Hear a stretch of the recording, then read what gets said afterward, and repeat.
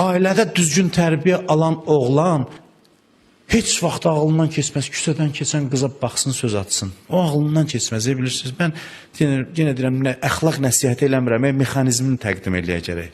Fəsad gəncləri azdırmaması üçün gəncin, elə qlobal dünyada çətindir o gənci qorumaq o fəsaddan. Fəsaddan ailə qoruya bilər. Necə? Ona düzgün güc, qüdrət verməklə. Ailədən mənəvi, psixoloji baxımdan az adam çıxmamalıdır. Heç kəsdən məhəbbət dilənməməlidir.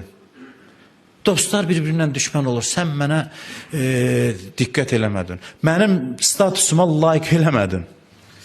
Cəmaatın dərdinə bax.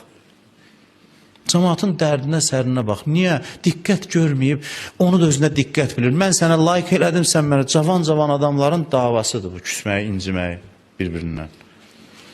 Ailə oynan insanı təmin eləsə, gözü onun bunun diqqətində olmaz.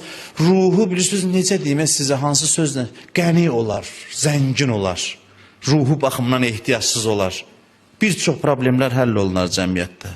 Yoxsa ki, ac çıxır, ailə heç nə verməyib, ac. Ruhu baxımdan acdır. Çıxır, hamı tora salır, hər bir həvəsin adını da eşq qoyur. Adlar da üstündədir. Eşq, məhəbbət, qardaşlıq, dostluq danışır.